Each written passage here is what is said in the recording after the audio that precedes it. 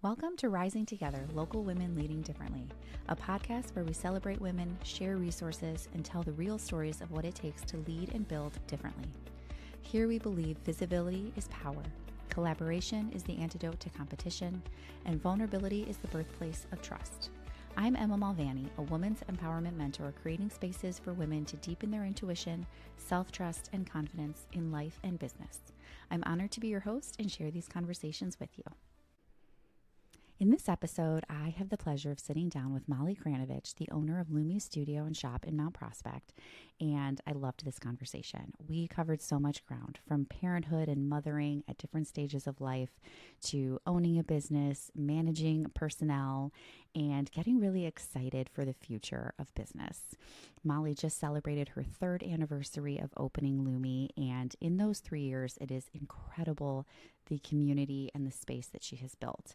And so the most impactful takeaway for me from this conversation was the excitement for the future and what she's built, and to just keep doing what she's been doing because it's obviously working really well. I can't wait to share this conversation with you, and I hope you enjoy it as much as I did. Well, thank you for joining me. Yeah. I'm so excited to do this. So you just celebrated your 3rd anniversary of Lumi. Yeah. Does that feel like a big deal? It does, Or is especially it- because I had a 3-year lease. So it felt like, okay, Oh, this is like, am I going to make it or yeah. not? You know, like Yeah. I only signed up for 3 years to start. Oh, I didn't know that. Yeah. So obviously you've So now renewed. I'm in the process of a 5-year lease. Yeah. I have Okay. like a 1 year for sure. Like, while I figure out a 5-year lease. Yeah. Oh my gosh. Yeah. That's wild because I was thinking back even to like when we met, and I think it was only like maybe 4 or 5 months after your opening, if I have this right. And I was amazed at that time to learn that you had just opened like 5 months ago, because I felt like it was already something that, like, I was hearing people talk about it, all these wonderful events, and like, and Molly's just so great at like bringing women together and, supporting other women business owners, that it was like, from an outsider, it felt like you just came right out of the gate. Like, Yeah, I mean, there was a lot of behind the scenes, but I do feel like Lumi's kind of had a life of its own. Like, it's Mhm. just like it just like came and it's like, here we are. Yeah, yeah. Yeah. I love that. So take me back a little bit to like before you started Lumi. Started teaching yoga after I had my 3rd, and I had 3 kids under 3 at the time.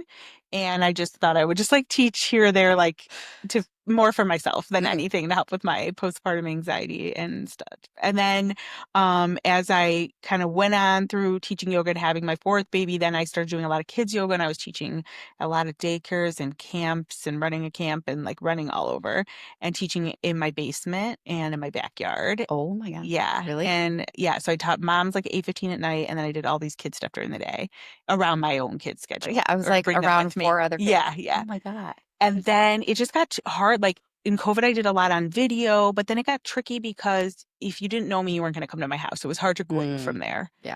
And in COVID, I had developed like a product, a Breathe Easy box that you could use in a classroom. So I was kind of working on that.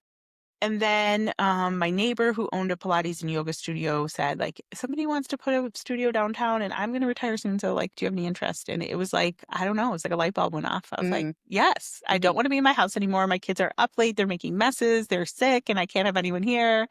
I was pivoting constantly. Or I'd show up at a church to teach and it would be like, oh, we have to move you. You know, it was just like, it was a lot. And then it just sparked and I just like couldn't stop thinking about it. Oh my God. Here we are. I love that. It feels, at least just as you're talking about it, obviously not saying what your experience is, but like that it came along at the right time and Yeah. was like almost in some ways like synchronous or like guided in some way. Definitely. And like my youngest was going to full day school. And it's interesting too, because I had looked at a different space that fell through. And then I was committed to the idea, but looking for a space. And when I found the space for Lumi, it used to be a Subway. It hadn't been rented for over 5 years, maybe 10 years, like a long time. There was nothing about the space that called for it to be Lumi, but it felt right. And then 2 of my yoga teachers who started with me, who are still with me, both said they had looked at it to put a yoga space. So it's like there was something about that space too that's just like meant to be. Yeah. Yeah. Yeah. Well, I like how you followed your vision, Yeah. like, and your intuition as far as like it felt like a good space. Yeah. So Yeah. It really even has. if it didn't make sense, I know. Yeah. it was like a former Subway. I love that. That's really funny. Yes. So how would you describe what Lumi is, because I feel like to say it's a yoga studio is apt, but also doesn't encompass necessarily all that it is. Yeah. Well, I always wanted it to be a community space, like a community gathering space. And that's why when we built it out in three parts, the shop, the retail shop, the studio, and then like the event space. And when we were like trying to decide how to do it, my contractor had said, like, where do you want your energy to be? Let's make the space match that. And I said, like, a third to each. Like, I don't, it's, Hmm. yoga is definitely a part of it, but I want it to have a gathering space, an event space, and I want the retail shop to reflect the local makers, and it will help bring people in and it'll help with the revenue stream. So it was always Mhm. like my intention to make it that way.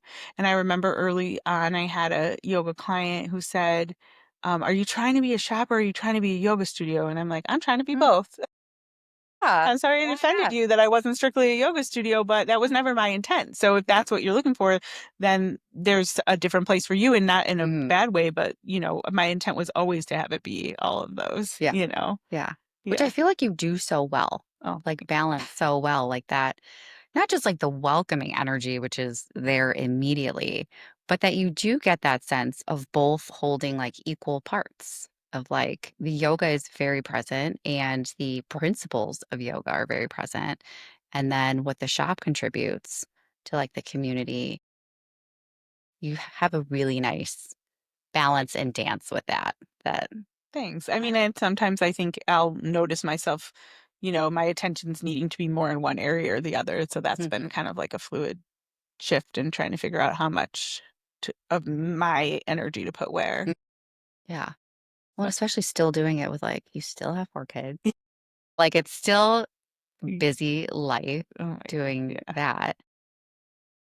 How has it evolved as far as like your level of support?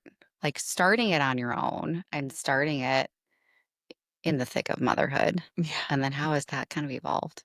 I mean, it's evolved and changed in different ways, and I keep telling myself this is just where I'm at in this phase of the journey. Like right now, I'm teaching 1 day a week, and I would love to be teaching more. I love teaching yoga, but in this phase of the journey, that's what makes sense for my schedule. So I can also be running the business Mhm. and working the shop and being present for my kids.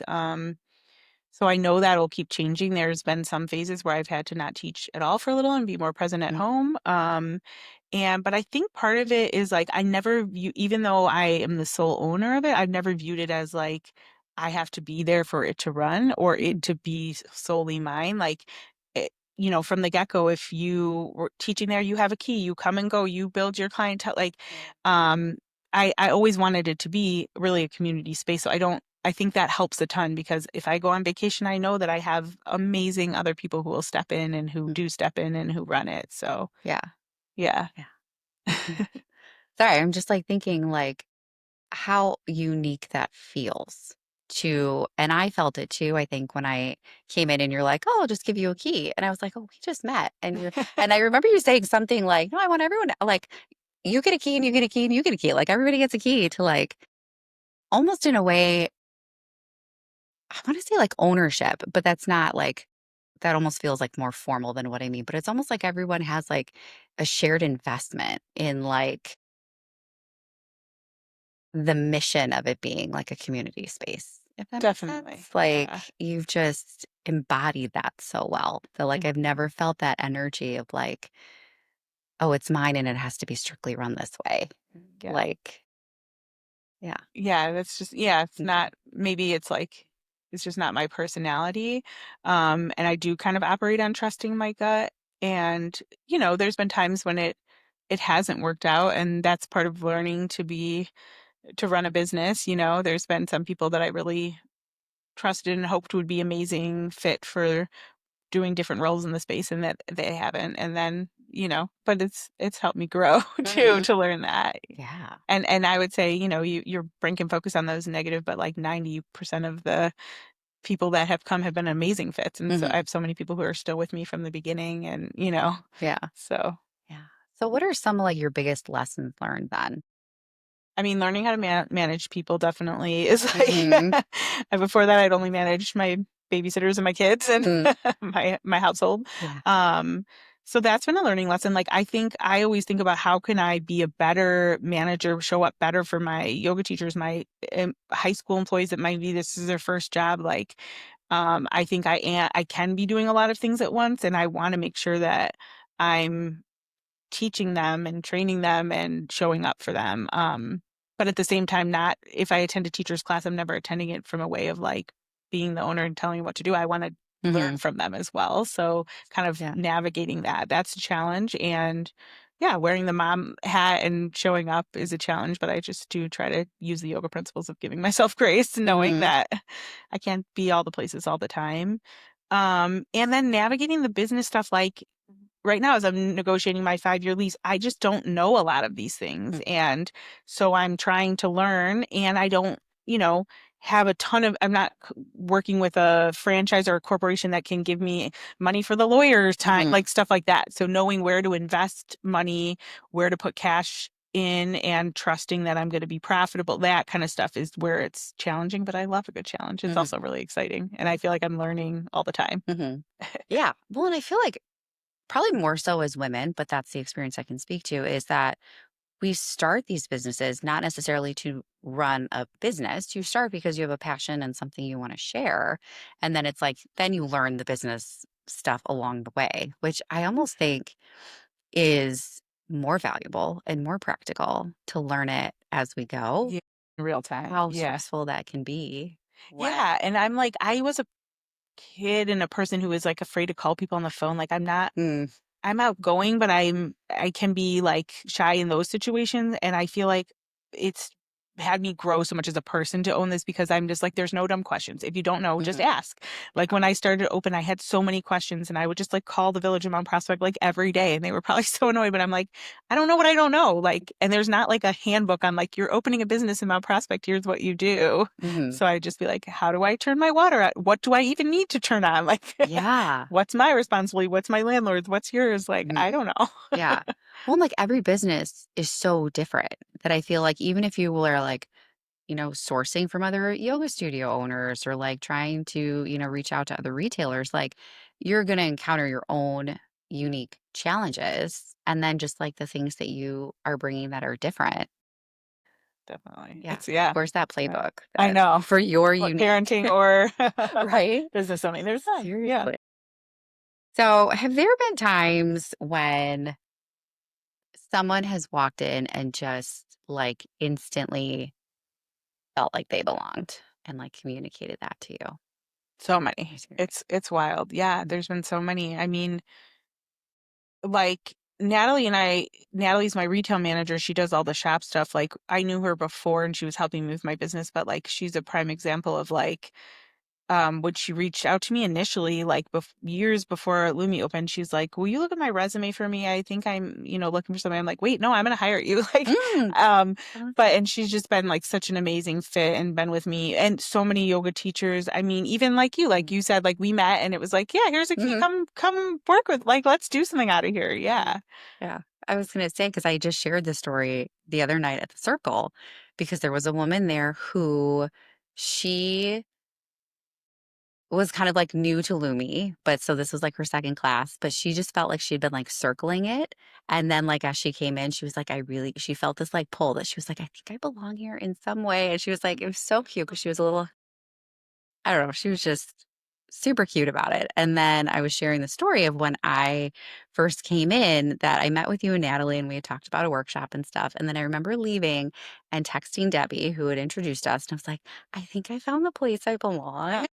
I felt like I was speaking the same language that I had struggled to find anybody else who kind of spoke it to. Yeah. And it was just this language of like grace and compassion and like being a mom. And like, because I think at the time we were doing the nervous system Oh yeah. workshop for moms in the trenches. And it felt like, because I was very much in the trenches, so it was just a space that I felt like I could have this idea. I didn't have to have it fully formulated. And you weren't like judging me for that or like needing it to be anything, I don't know, Yeah. like different. It was like I didn't have to like Yeah. perform anything. You were just like, sure, like let's do it and let me know what you have planned and I'll see if I can come. And it just was such a relaxed conversation and like space that it Oh, I'm just glad. instantly felt like, I was like, oh, yeah. There's been some fun, like, full circle moments too. Like, we have a newer teacher, Mariella, and when she, like, came to chat with me, she's like, "Oh, I used to take kids class from you before you opened, and now I'm a Oh, yoga teacher and hmm want to, and so it's just fun to see like the full circle. But and it's interesting too because like different teachers will come in and be like, I was so nervous to like reach out. And I'm like, oh, I hope once you like actually reach out, you realize that there's nothing to be nervous about. Like, hmm I want to be approachable. I hope I am approachable. And, but I can remember as a teacher myself before I had a studio, it felt like, oh my gosh, intimidating. Yeah. Yeah. Yeah. Yeah. Yeah.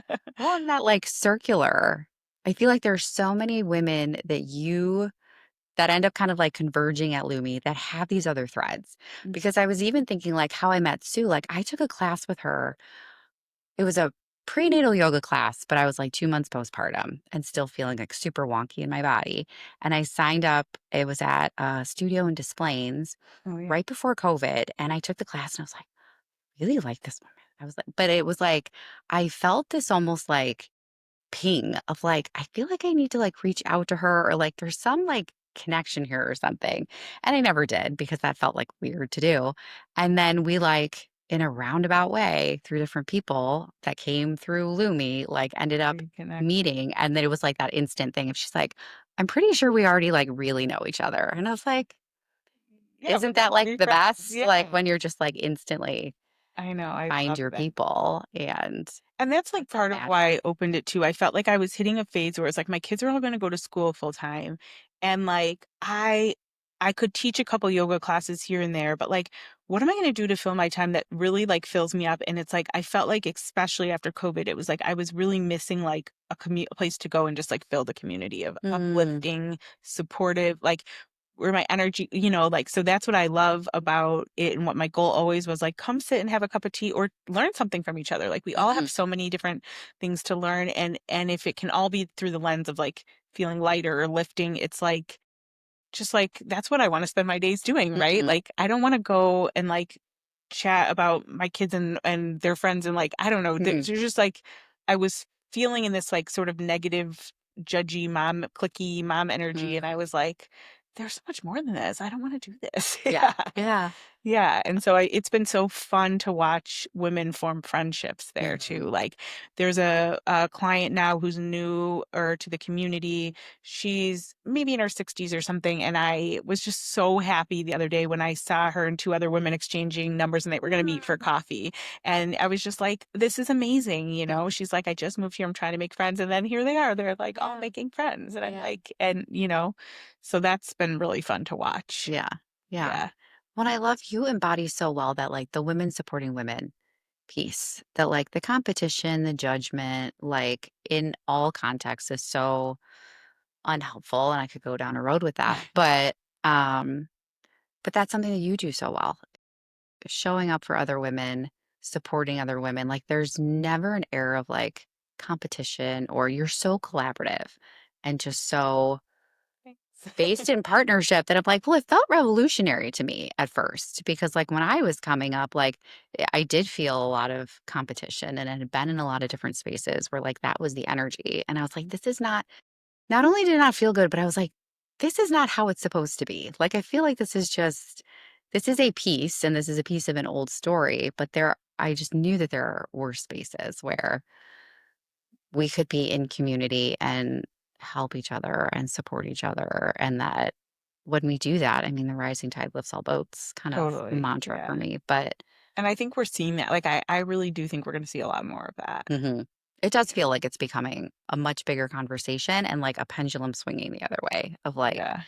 we do not need to do this. And now I feel like because the conversations has sparked for a while now, that we're starting to see like the results of that. Of like, look what happens when women come together. Look at this like magic that like Yeah. I mean, look at just the comes from it. entrepreneur group that you're running. Yeah. Like, hmm how powerful and uplifting and positive hmm that is. And really, it's Yeah. amazing. Well, and how impactful it becomes to the communities around us that because women are just s- are so community minded that the way that we run businesses is very different than male led businesses and patriarchal businesses. And when women steward more resources and when we are running these businesses, there is a larger impact then to the community around us. And I think we're going to continue to see more and more of that, Definitely. especially when we look at more local, like when we start small and look at, our local communities. And then I think eventually it's going to become these concentric circles. But And even our own households, like yeah. what our kids are learning from us Hmm. trying these things and doing these things and failing sometimes and Hmm. finding success Yeah. sometimes, you know? Yeah. Are there any like specific factors that you think contributed to Lumi's success so far? I mean, I think I don't know that it would be so successful anywhere else. Like, I grew up in Mount Prospect. My family is Mm, there. It has such a warm sense of community. It is my community, so I'm so invested there. So I do think like having it be in the Mount Prospect community has been super helpful. And I grew up with so many amazing women, my mom, my aunts, my sisters that are all so of that mindset of mm, supportive. My dad is like such a champion for women. Like, he has 3 daughters, 3 sisters. Like, I think that it's just like it's part of how I was raised and who I am. So it's not like it didn't come from me solely, mhm. Yeah. That's just been my experience. My mom has so many friends. She's always reaching out to them. My aunts are like that. Like, it's just how my sisters and Mm, I mean, definitely we fought growing up, but we're very close right now. I think we really have that mindset with each other too of being supportive, and so that's where it came from. yeah. It's just like in your DNA to, Yeah, yeah. yeah. I love that. Oh, what does collaboration over competition actually look like for you, kind of like in a day to day? That's a good question. I mean, I think I'm always looking for other businesses to run out of my business to share their offerings. When I'm strategizing, it's always like, okay, what vendors could we have? What pop-ups could we have? Who could we have do workshops? What can we offer that brings other people's um, businesses to light too? So I think it's just kind of like that's always been my strategy and my goal, and just Mhm, it's just the lens that I work mhm. everything through. Yeah. Do you have like a set of criteria or anything that you're like looking for when specifically you're looking at like the vendors and people that contribute to the shop? Yes, and I would say sort of in that the same way with the teachers, it's really more of a gut feel than anything else. Like it's not like you have to make it this way or do it this way, or it's more like and Natalie does a lot of the like vendor in the shop piece too, and she's got just an amazing eye for knowing like will it work and will it Mm, sell? And we do a lot of like consign with us for a month or two and see because equally for you as for me, I don't want to bring your product into my shop if it's not gonna sell, and I don't always know what's gonna sell, right? Or mhm, Natalie doesn't always know. We do our best guess. And same with, like, workshops and stuff, we're learning, like, it's been an interesting road because there have been a lot of people who've reached out who I've wanted to do stuff with, and maybe it just doesn't fit quite in the yoga wellness way that we're trying to mhm. maybe it's something I don't know, like, I had a man reach out recently who wanted to teach ballroom dancing classes in the space, and I thought about it for a little bit and I just was like, well, aside from like the noise, I'm worried about the wood shoes on the floor that we Mm, keep for yoga. And it just didn't feel like the right energy, mm, right? So there's been stuff like that where I'm just like, okay, I have to sit with this, think about it, learn more about what you're hoping to do, and then decide is it a good fit? Yeah, it's mm. it's just been interesting. Yeah, well, and I love how you have such a variety of things, but also it feels like you're not trying to be everything for everybody, right? Yeah, Like there has to be some, I think, narrowing of focus a bit definitely. that that you do really well. Like again, you just have that balance of like there's variety, but you also like get a really strong sense of like what Lumi is and like the types of things that you And can we find definitely there. try things that don't work too. Like Mhm. there was a while there where I felt like we offered stuff that I really felt like would resonate. Like for example, like perimenopause. I felt like it's such a hot topic. People are talking about it.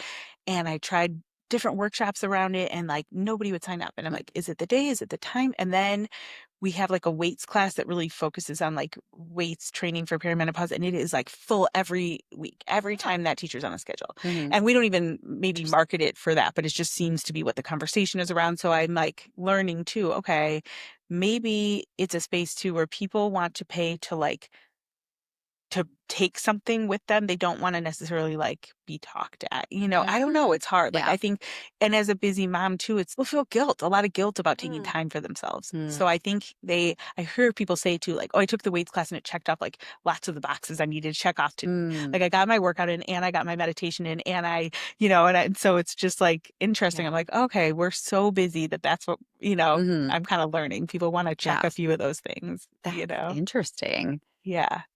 And it's making me think too, like how, like some of the things that I participated in that have felt really successful were like around those experiential pieces. Like to your point of like maybe not wanting to be talked at, but like sound healings, like even the empowerment circles that we've been doing, like the having that element of like it's more about like the connection and the experience than it is necessarily like the topic or like Yeah, like taking the knowledge with you. They want to learn, they right. want to connect, they want to communicate. Yeah. Like, I think any of those that have room for connection and speaking to each other and like Mhm. learning together, it seems to be what people are really resonating with right now. Yeah.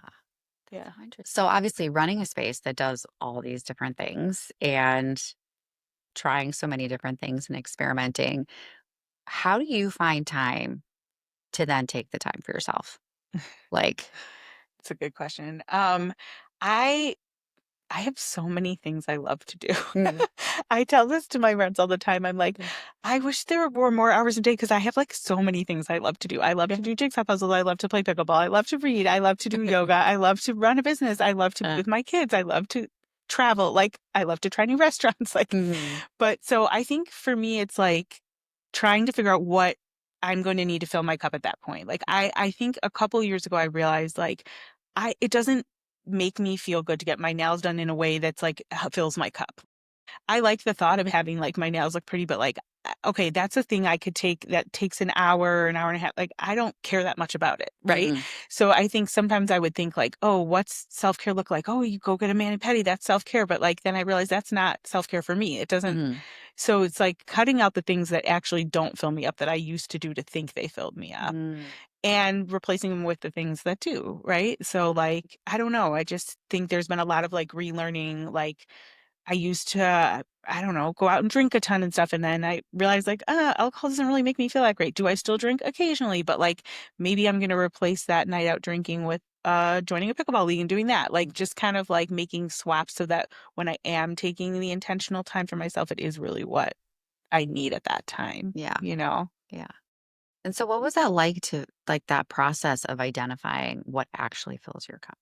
It was a long Like, process. Yeah, it took me yeah. a long time, and I'm still always figuring it out, right? Mm, What do I really want to do? I think it's like part of the yoga principles of learning to listen to your body and your needs, right? And I've worked a lot on like boundaries, and I used to be such a people pleaser, and I'm working on that.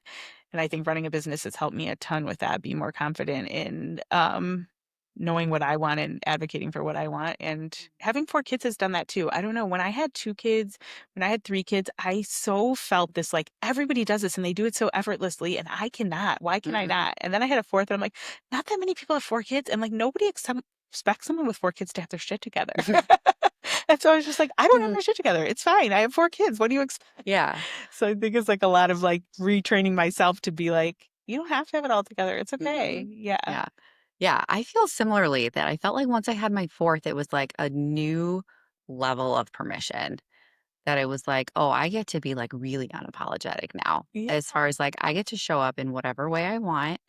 And it almost made me, in some ways, like a really ruthless boundary setter. Yeah. And like, there was not, it was almost felt like, and granted, like my youngest is 16 months. So it's like there was going to be a long journey of figuring this out. But there was a level of, I just don't have time for like the guilt or the like bending in different ways or doing things that like don't align. It was like, no, like it just forced anything that wasn't in alignment just like had to go because there just Totally. wasn't time. And to your point, like I feel similarly, like I have so many things I want to do and not enough time in the day. And like you add another kid and your Yeah. time gets even more zapped that, And your bar, it was like yeah. there used to be a bar I said, and now I'm like, there Hmm. is no bar. We're just Where's the part? operating day to day. Yeah. Yeah. And I do think it has made me also have to be like with 4 kids more like you can't it's not as easy to like you're not gonna just pick up and travel super easily with 4 kids. You Hmm. can't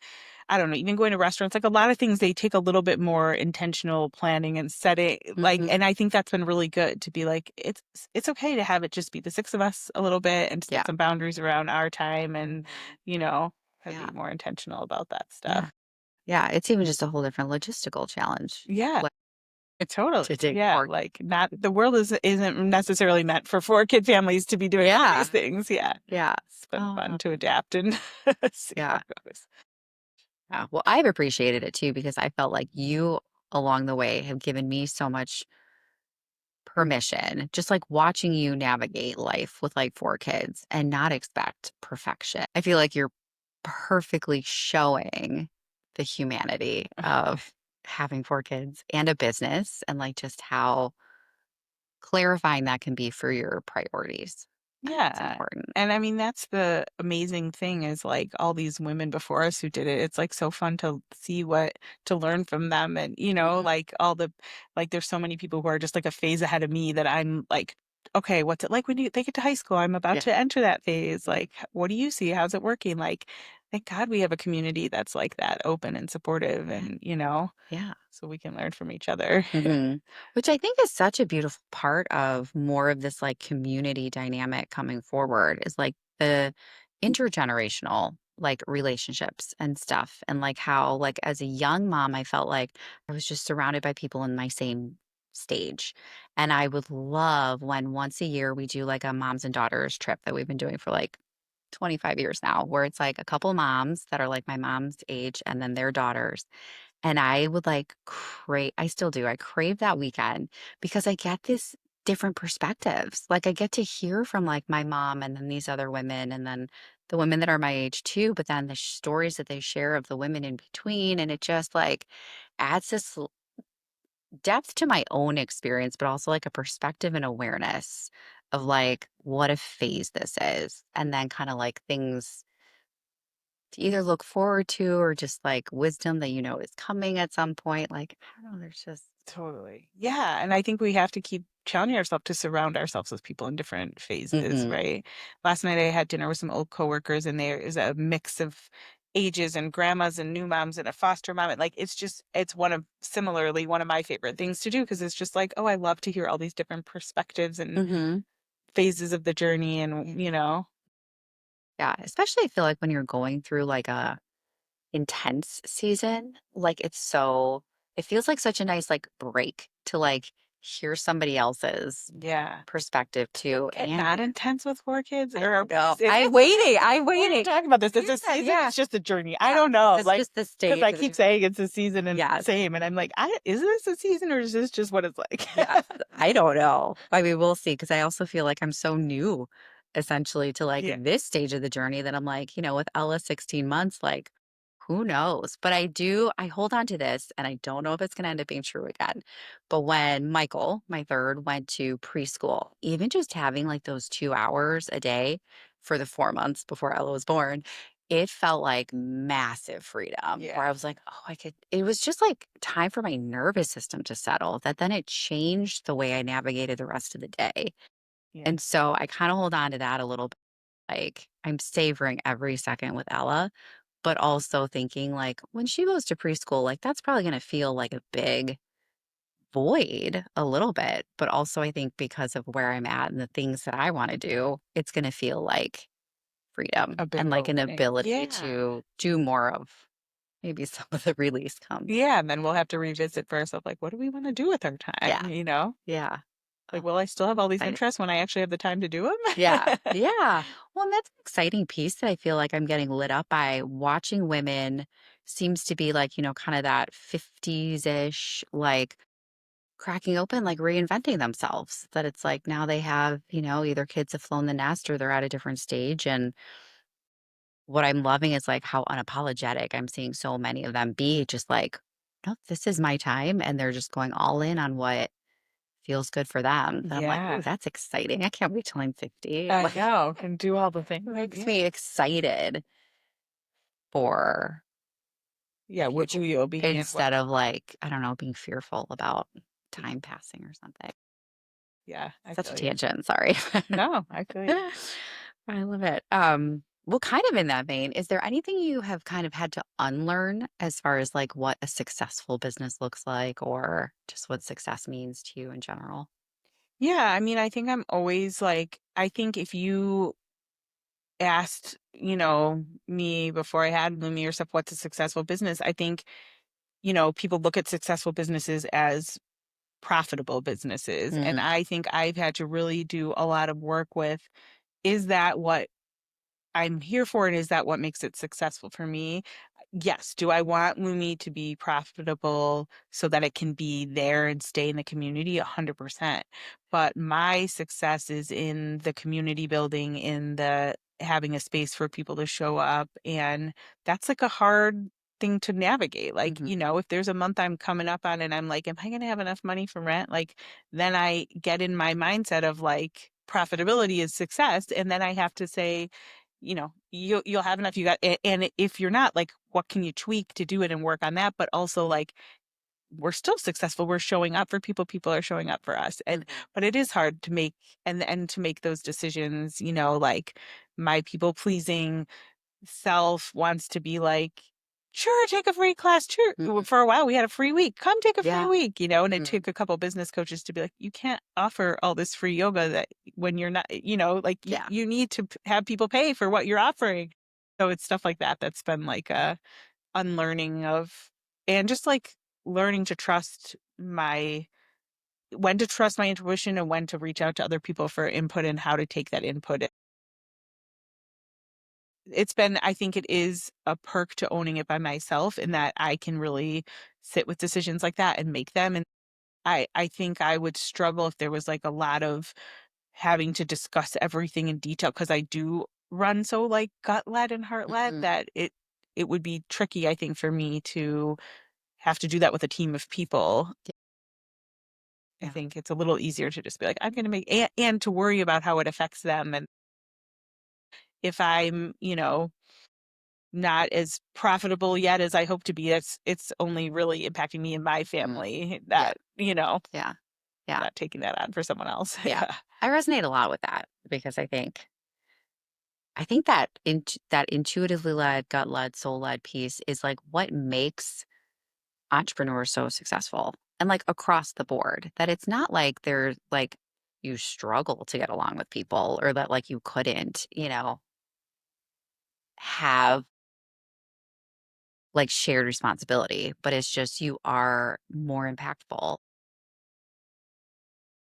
for yourself, but also for like the soul of your business Mhm. to stay. I don't know. To me, it almost feels like a way to eliminate the noise Yeah. that you can stay focused then on, what's best for you and what's best for Lumi. But it's also making me think of something an old boss used to say all the time, and we worked at a nonprofit, but she would consistently say, like, when you leave margin on the table, you're leaving mission on the table.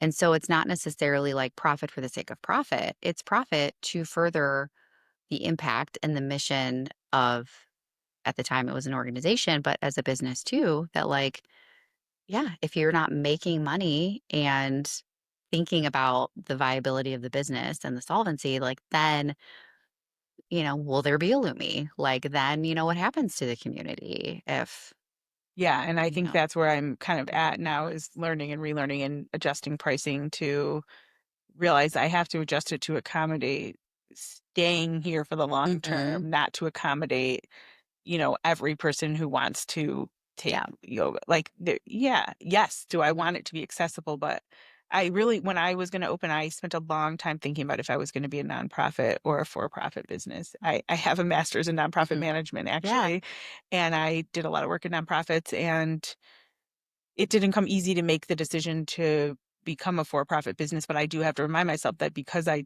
went that route, I need to to run it that way, Mhm. like you said. Yeah. Yeah. And it's hard. Yeah. It's challenging. Well, and I think you'll have even larger impact for the community then too.